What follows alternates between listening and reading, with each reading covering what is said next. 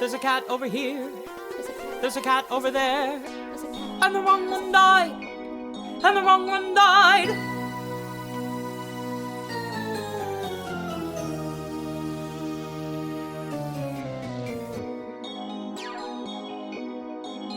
Welcome to The Wrong Cat Died, the podcast breakdown of the catastrophe. I'm your host, Mike Abrams, and it is July of 2022, and I was recently at BroadwayCon here in New York City. The Broadway Podcast Network put on some incredible programming, and I was very honored to be one of the shows that recorded live at the event. I had some amazing guests join me, and we had a Cats debate in front of a live audience. So what you're going to hear is live from BroadwayCon 2022. I hope you enjoy this episode. All right, thanks everybody for being here. Welcome to The Wrong Cat Died, the podcast breakdown of the catastrophe. I am Mike Abrams. I host this wonderful podcast where we talk about why Grisabella is the wrong jellicle choice. So today we have some wonderful guests. I'm gonna have them introduce themselves. So I'd love to hear who you are, your theater connection, and then I'd love to hear the first time that you saw Cats. I guess I'll go Yeah, first. go first. So, hey everyone, my name is Zach Bravo. I'm an actor. I recently just finished the 2021-2022 national tour of Cats as Rum Tum Tugger, and I'm really honored to be a part of this podcast today. Awesome. When was the first time you saw Cats? The first time I saw it, I was like about 10 or 11, and that was really weird for me to watch at 10 and 11. Hey, I'm Zach Raffio. I'm the editor-in-chief of the Broadway Beat, which is a theater satire site. The first time I saw Cats, I was 14. It was a youth production in my hometown, and one of my best friends, Georgie Simon, was Grisabella. And at intermission, I asked an adult at the table next to us, "What is this about?" And I like cats a lot. Well, I'm Jesse McAnally, and Andrew might as well go together. Oh yeah, I'm Andrew. We're both from Musicals with Cheese. Yes, and I think we watched Cats for the first time together for content, where we watched the whole 3-hour pro shot together. Yeah.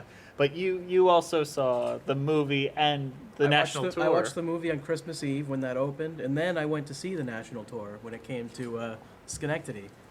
A Christmas gift for you, for sure. So Oh wait, I might have seen this you. past time? I believe so. Oh, that's where I finished. There you go. Oh, that's awesome. Was that the?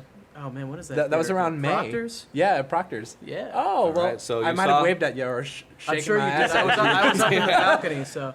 Oh, I definitely was shaking at you over there. Only you. Yeah, Yes, this is me. for you. It was me. It was for me. Yeah, Yeah. that's the way Tugger works. It's individualized for you. Yeah. For sure. Shut the door, everybody out. For you. Specifically. All right, so here's how we're going to do this since we're live. I have a handful of the cats. So not all of them. I made it a little easier. I didn't put Peter or Baby Grizz or any of the challenging ones.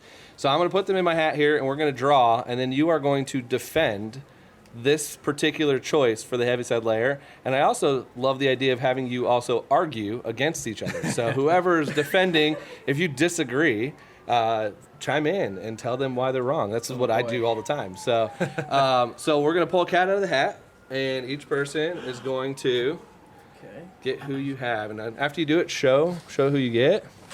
Oh boy. Got to do. We're audio based. We need to get that. dude, This is an easy one. Oh, there you go. Can you hear me? All right. The ASMR. Okay. Do I get to keep the hat? No, I pass it back because I'm going to take the other two. Okay, and I'll- that's fair.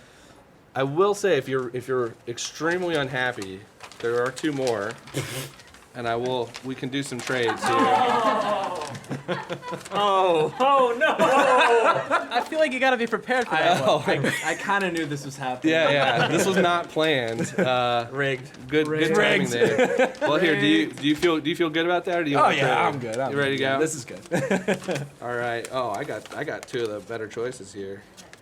All right, who wants to go first? Is anybody passionate about their drawing? I'll sort of start because I got the one I wanted. Oh. Which is crazy.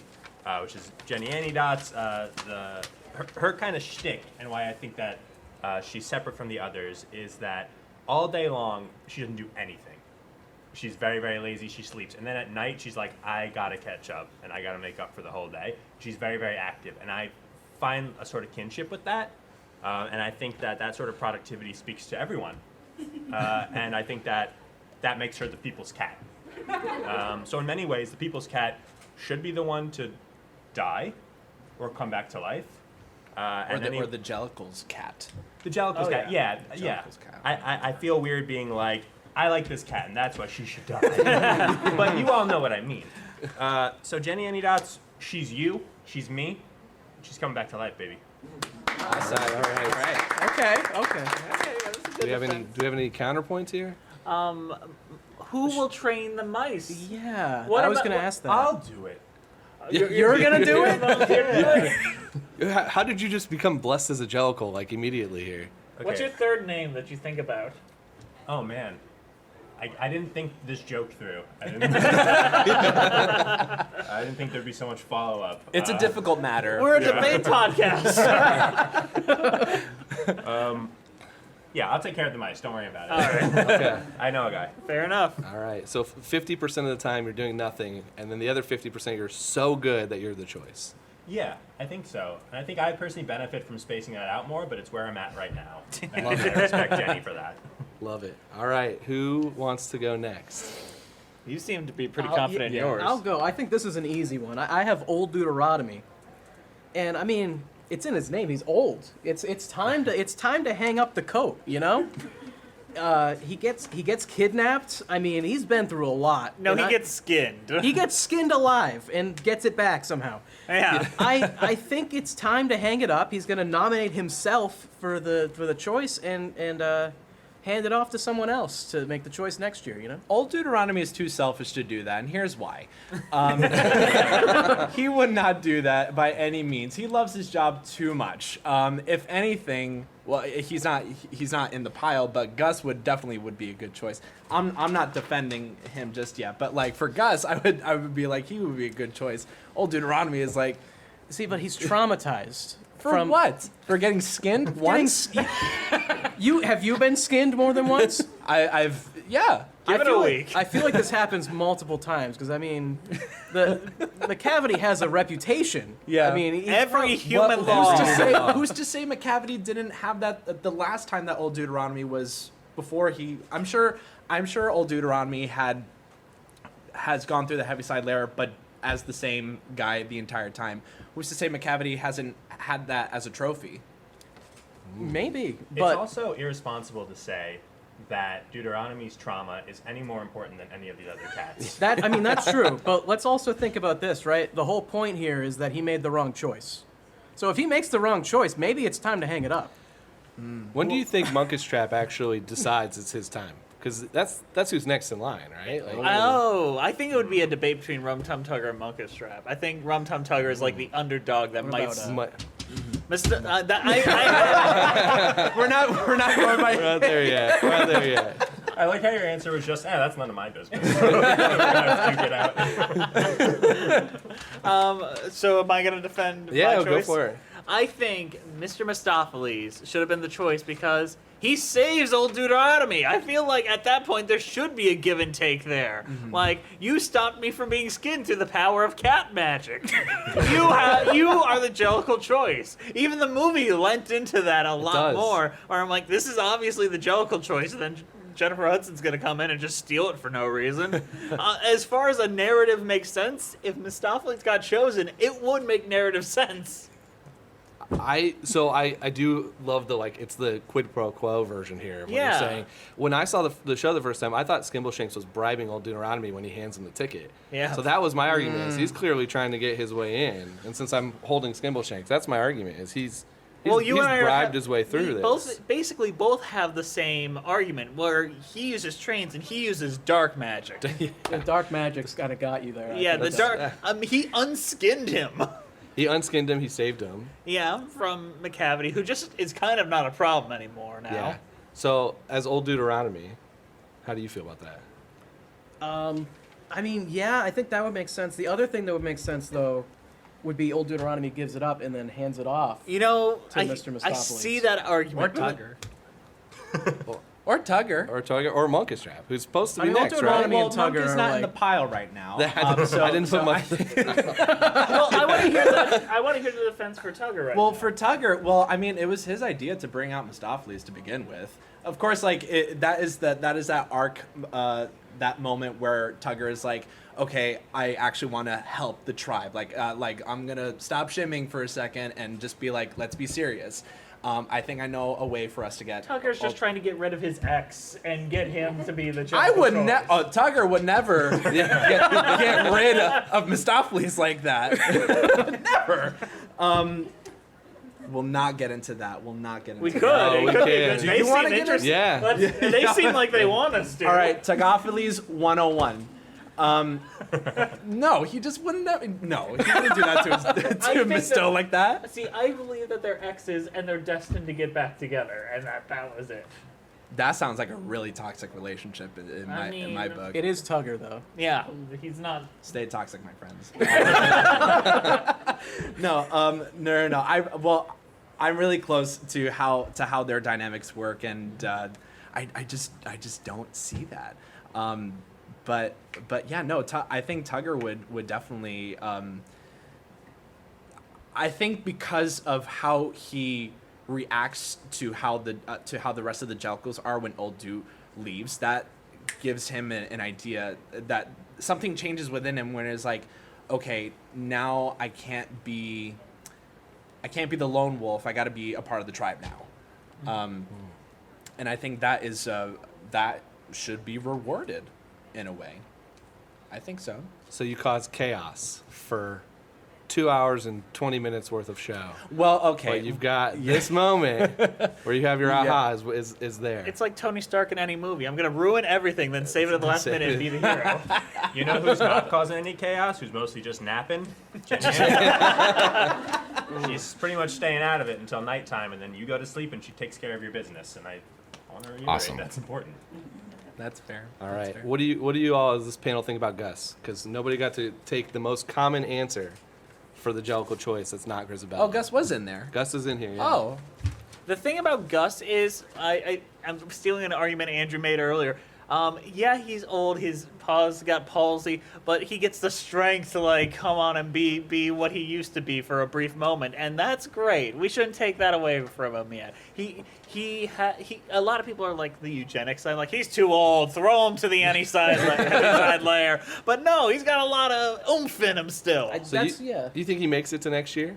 I do, sincerely. And he's still performing too. He might be a little blinder and a little bit weaker, but he's gonna do great, and he's gonna perform while he's at it. All right. We're gonna keep going here, but I want to hear from all of you. If you are Old Deuteronomy, put your Old Deuteronomy hat on. What is your criteria? Yeah, literally put your Old Deuteronomy. What is your criteria to make? Let's not say this year's choice. I want to hear next year's choice. Okay. So how are you choosing next year? For, let's say Grisabella isn't out of the picture. How are you picking next year? Not who are you picking, how are you picking? What's your criteria? I think the clock starts now. If that makes sense. Yeah. Like, I'm watching everything you all do from here to next year's choice, and really just gathering my data. I'm not basing it on anything they've done in the past. It's really just from today through then. That's good. I do have a sincere Cats question that maybe folks that know it a little better than I.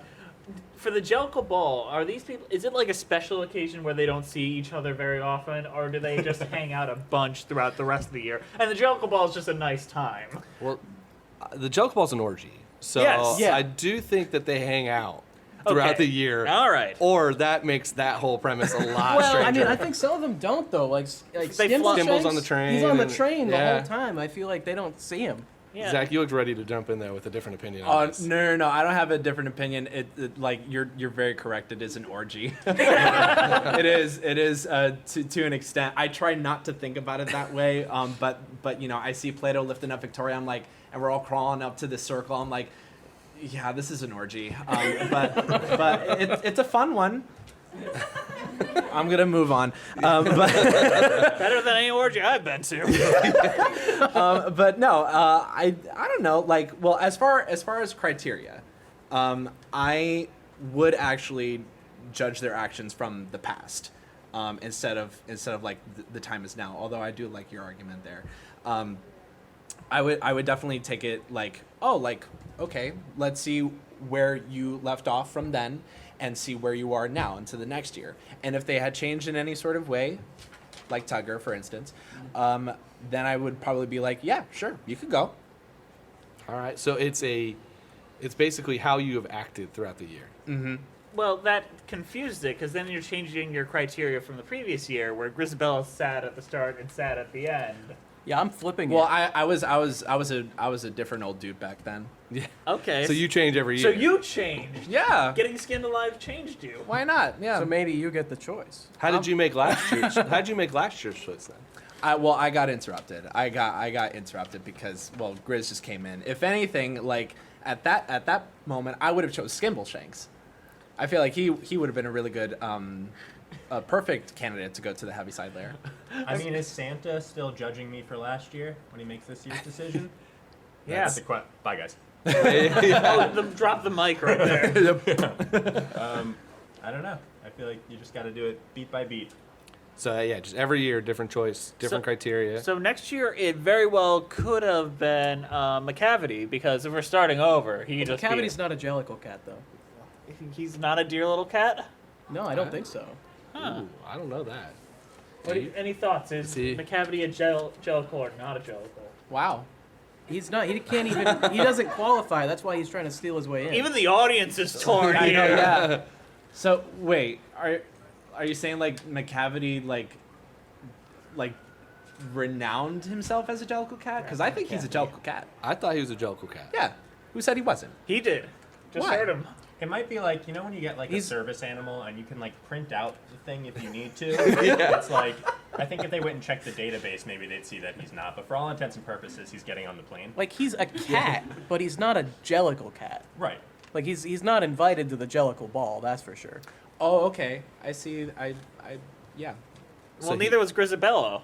Grisabella No, she wasn't was. a Jellicle cat either. Yes. Okay. Yeah. Okay, I was like, oh, I thought she was like whining about not being able to let in or touch nobody. If she No. crashed the party and then got selected, there would be riots. I'd be furious. I will Yeah. say the movie implies that is what is happening. Yeah. She just kind of. I think she does crash the party. That's how I always interpreted it. Other Yeah. people just don't seem to like her. It seems like she gets invited back in. She like crashes and then gets welcomed.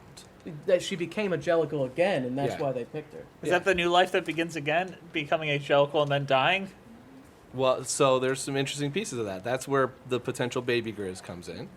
So there's a baby Grizz, which yeah. dances the opening number, Yes. which I think is just a body to dance, but they're named baby Grizz, so it could be foreshadowing her reincarnation. My theory with that is that like when we see baby Grizz in the beginning and then we see like Grizz at her worst, is like we like the Jellicle cats don't. Time is not relevant to how like we perceive time. So, do you know what I mean? No. They judge by the moonlight, right? Yeah, sure. Yeah, sure. Why not? No, but like I don't know how to explain it. I explained it really well on our podcast one time. About like how like so like time. It's not annual, is basically what you're saying. Yeah. It's not like, Yeah. because the question is it says it's like an annual or Yeah. Once a year. once a year, Yeah. but you're saying the year is it different. different It's in different cat calendar. years? Yeah, definitely. Yeah, we're not going on the Yeah, the because current- Jellicle cats are very pretentious. Like we know how great we are, and we see the audience, and the audience is like they're in our space, and it's like okay, well, we're gonna tell you how great we are, and you're not gonna catch up anytime soon because you're not smart. That's basically the premise, and we're gonna dance our asses off and look cute and preen and all that stuff. So if we really want to get technical, like Monkey Strap is telling like Jellicle cats meet once a year. That's once a year for y'all, but once a year for us is like probably like once every 5 seconds, or whatever. Once That's a every. lot of orgies.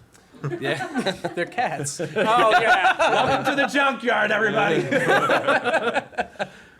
That is I had not thought about it that detailed. Cerebral is that okay? It's you're living a different life. That's why you get 9 of them. Yeah. Okay.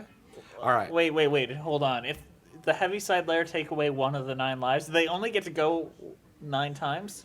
Theoretically, that is the I don't think the 9 lives thing applies to cats. Well, so the Not the Jellicle cats, 2016 Gus said that he thought his 9 lives were over, and that's why he couldn't be picked, because he wouldn't be able to be reincarnated.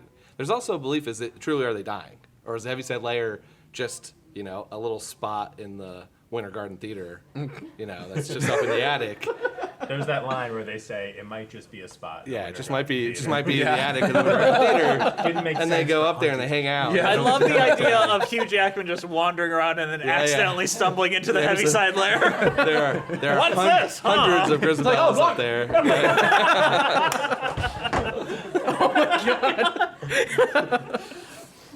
All right, I want to now pivot because I think besides Zach, you got I think your choice, but you all got randomly selected choices. I want to hear who you would actually pick if you're Old Deuteronomy picking. Skimbleshanks for sure. Okay, Yeah. give your reason. Well, if you hear the music at the very top of Act 2, it's very specific, where Old Deuteronomy is singing the moments of happiness. I have to sing it real quick. The moments of happiness, and there's a Skimbleshanks motif that kind of implicates like, oh, like that could be him. That could be Skimbleshanks. I mean, I did the show 8 times a week, and I always heard that, and that always made me think like, oh, that could be a sort of signal being like, oh, could be Skimbleshanks. And he's so like he's very like fatherly too. I feel like he like takes over that sort of position when Old Deuteronomy is not around, where he's like taking care of like all the rest of the kittens and like. I mean, at least for the dynamic between Skimbleshanks and Tugger, like he's my uncle, and I just like to mess around with him. But he definitely has that sort of like maturity where like he can take care of everyone, but he can also hold his own. And I don't know, like, and his song is like really great. I love his song so much. It's very Christmassy. So if you're Skimble, are you angry every year that this happens? That If I was Skimble? Yeah, that you. Am I angry? You're angry that all of a sudden this, you know, this cat that left you all comes back and takes your time to shine away. I probably would. Chris definitely did that. Yeah. Every night he was like, what the hell? Zach, are you sticking with Jenny? I'm gonna stick with Jenny, but I do like the railway cat. I like that he has a job. That stands for something in my eyes. Jenny has a job, right? And he takes care of the mice. Jenny, she has a job to a point. She has more of a. Night work is the same as any other job. It is, but she's training animals. It seems more like if you love what you do, you never work a day in your life. Whereas Skimbleshanks is really clocking in, clocking out. Yeah. Yeah. But I'm gonna stick with Jenny. All right, Jesse. Bust for Jones. Death to capitalism. Not skin and bones. He's taking up everything. He's ruining the entire Jellicle community. He's drinking too much of the milk. Oh yeah, too much. Love it. Love it. I have to pick Grisabella because I thought we were gonna get through this whole thing without anybody saying no, it. the heavy side layer is not a reward. It is a mercy killing. So Grisabella is the only one who deserves that. Old That's the Deuteronomy. first thing you said when we shook hands. You said that to me and you whispered it. Okay. Chris deserved to die. Ooh, you gotta chill. Mercy. It's a mercy kill. Okay, Kevorkian over here. Yeah, I'd say, tell me more here. Well, I mean, the reason none of the other ones are picked, and they're better choices if it was a reward. But Grisabella's the only one who is so sad that she has to die. You know? You could have argued that's the show, though. That's the show. You could have argued that You with could Gus argue as this for well. Gus. Gus is not sad at the end of his song. He's very happy and performing. Damn it. Skimbleshanks, the railway cat. I'm not saying I agree with it, but that's the Jellicle way. They're all monsters. You pulled this, and this is like you just embraced Old Deuteronomy here when you got that, didn't you? A little bit. Yeah. Put the coat on. I got skinned. Okay, who is the least worthy? Who are the two that are always running around together? Mungo Jerry and Mungo Rumple Jerry, Teaser? Yeah. Them? I mean, they team up with the Cavity, right? I mean, That's none of my business. But I don't know. I think they got each other. They don't need to separate. That's also the twins. There's the twins. Oh, Tantamile and Corcopet? Yeah. You don't need them. Yeah. Old Dude needs them, but we don't really need them. They could go. They're the ones that usually get cut when there's not enough cats anyway, so it feels right. Yeah. I'm gonna argue the Rumpus Cat. The Rumpus Cat's not real. He's not worthy. Real or not, he's not worthy. That superhero outfit, no. Hey, fair enough. That's Gus, though, isn't it? That doesn't matter. It's Gus in a character. I mean, if the movie can go and take Growlithe, which is also a character, and then make him like a real character for some reason, Rumpus Cat. The movie made some choices. What? Yeah. The movie's great. It's a 1-to-1 adaptation. Well, we're gonna get there in a second. Okay. I want you- I don't know how anyone could pick Buster Jones. okay. Yeah. You gotta get him out of the. You gotta get him out of here. Yeah, other than like an actual like revenge killing. At that No, point. it's like, oh my god, our resources. True. Yeah. Okay. Let's go into the movie. Christmas. Christmas Eve. what, By 2019? myself in the theater. Yeah. How was that experience? Oh, it was. Everyone left. Like there was like 4 people in the theater, and they left like midway through, and it was just me. Just you. I was just sitting there. and it private was screening. Private screening of Cats.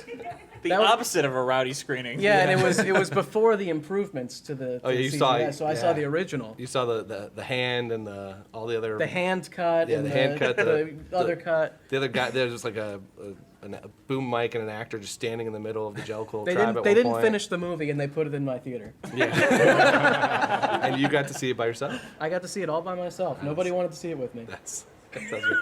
Where were you, Jesse? I am in a. We live in different Yeah. states, so I saw it the night it opened. That was the first time I saw it, and I was a little too I drunk. went to see it 4 times. I saw it twice for the podcast, and I was a little too drunk, so I was like, did I see what I saw? So I went back the next day, and I was like, just bone sober. Yeah, I saw what I saw. And once again, started with like a half-full audience by the time midpoint hit. The audience was empty. Which viewing did you like better? The second one, only because there was one other person in the audience, and then when Jennifer Hudson sang Memory and got to the Touch Me part, he stood up, clapped, and then left. They're like, I don't need to know that cats aren't dogs. I'm out of here. You don't need to. I brought 4 other people that stuck through, to their credit, to the end. Love it. I love it. They did get to see the fourth wall be broken at the end there. And you feel like you're trapped. In the movie specifically, you feel like you're trapped. Zach, have you seen it? I have. I saw it very late. I saw it last year on a plane. It's a good viewing spot for Yeah, I was like, oh, I never just got around to it, so I double featured that and The Father with Anthony Oh Hopkins. no. Which was like 2 bad choices, both for different reasons. Don't watch The Father on a plane. I had to like go to the bathroom after and sort of calm myself down, and then I watched Cats and had to calm myself down for different reasons. Just watch Pitch Perfect 3 or something. It's better for it.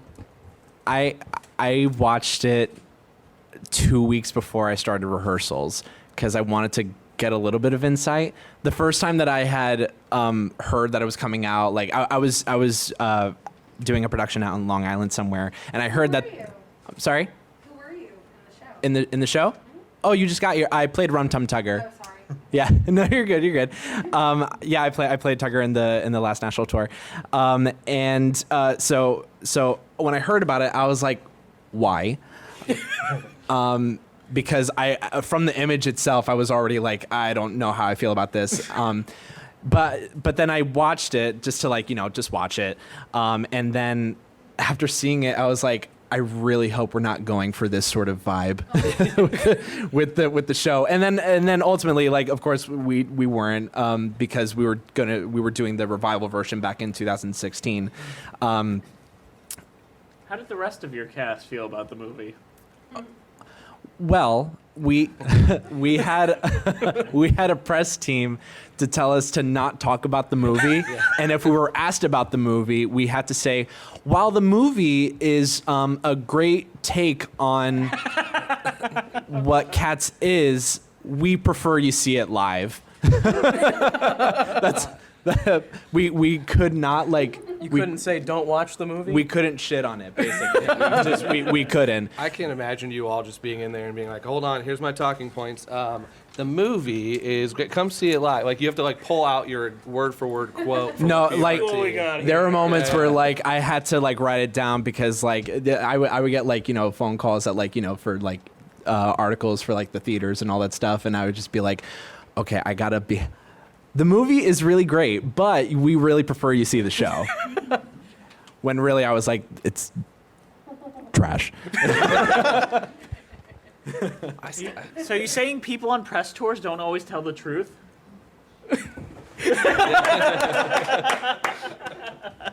The movie was. My mind is blown. I will say that as far as like the score is concerned, they did have like a more modern twist to it.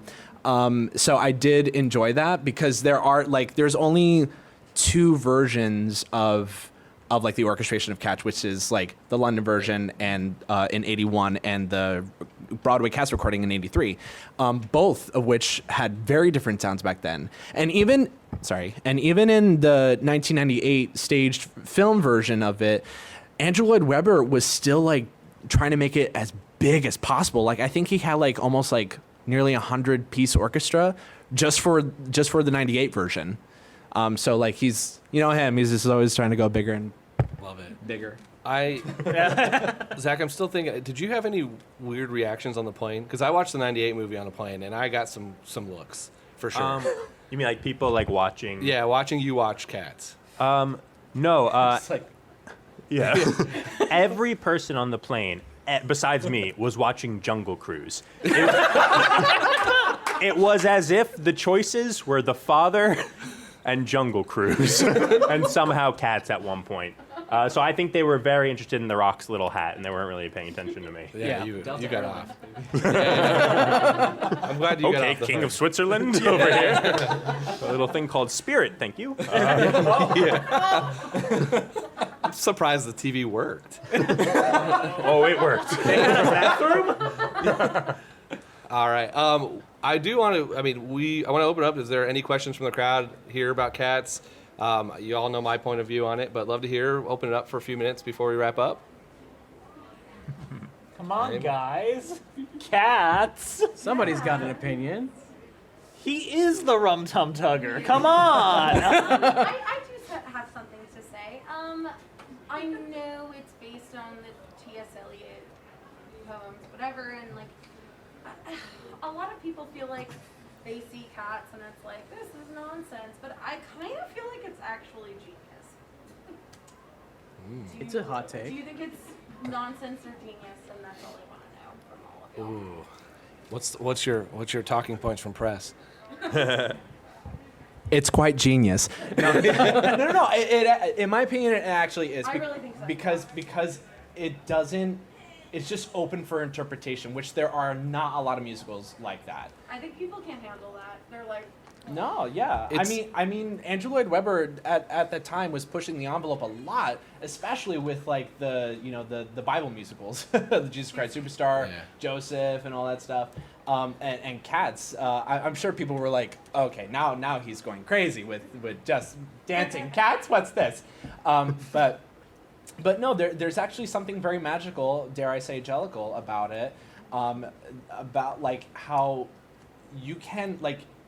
I think that's what's really great about this panel and this podcast, really, Mike, is that like you can have your opinion as to like who you think is actually worthy of going to the Heaviside Lair, and I know for me when working in the show, I tried to develop different points of views all the time whenever I would interact with a different cat, whether it be Mungo Jerry or Monkey Strap or Corcopat.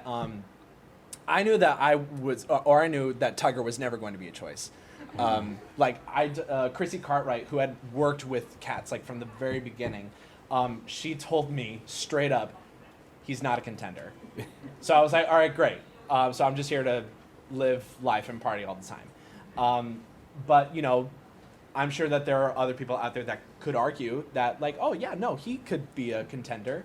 I tried fighting for him for like 5 minutes, but I really do think that it's it's really great in its own way because you can have your own thoughts and opinions about it and which direction you want it to go. It's like a choose your own adventure, a musical sort of deal. The genius of it is that it was a world that was built, and there's probably somebody that relates to everybody. And so that's kind of where you can see a little bit of yourself in probably one of the characters or a couple of them. The hard part about it is that it's really hard to, at that point, follow it. Because it's because you're in a world, you're not really getting the structure. And that's where, as I've now have 80 episodes of this, there's stuff I didn't know in the first 10 that I still, I didn't know the Balls and Orgy. I didn't know some of these, things that everyone's like, oh, yeah, this is universal truth of cats. And I did not pick that up when I saw it in 2016. I think that is hard for certain audience members. If you are I'm a sitcom fan. It is not a sitcom. It is not a neat and tidy story through and through, but it's a world you get entered into. And it's from the moment you walk into the theater, because you see the stage. It's there's not a curtain. It's you're in the junkyard from the minute you go. And so I think that's what's pretty interesting about it. Anything that's made that much money is genius. Yeah, it's been around for 41 years. We were just talking, it's in Vienna right now. It's on a Royal Caribbean cruise. It's touring internationally. It toured in Southeast Asia. It's got the Broadway revival. It is running constantly. There's a youth production in Canada going on right now for 18 and unders that someone just told me about. Because that's what my life has turned into, by the way. But it runs constantly. And so, to your point, it's made a lot of money, but it's because it's relatable content for almost everybody. And it will outlive all of us. Yeah. Any one of us in this room, Cats will survive beyond it. Exactly. Also, the music. I mean, the music itself is just so flourishing. Even when you just hear "ba-na-na," come on. I just got chills doing that. I don't know if they did that for the Gillian Lynn version, but in the beginning of the overture, when it has that big floor, it's ba-na-na, and they have this light ring that comes up, and it's just so, oh man, I watched it from the corner every night doing the show, and seeing that, that's the magic. That is the magic that Cats has to offer. It's not only us jumping cats, but the music itself. It makes you feel shit, So there's that. Love it.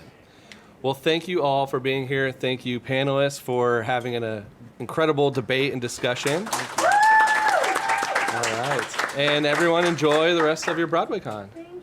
I hope you had a blast hearing the live episode from BroadwayCon. So thank you for listening to this episode of The Wrong Cat Died, the podcast breakdown of the catastrophe. To follow along, you can subscribe on Apple Podcasts, Spotify, Stitcher, or anywhere else you listen to your podcasts.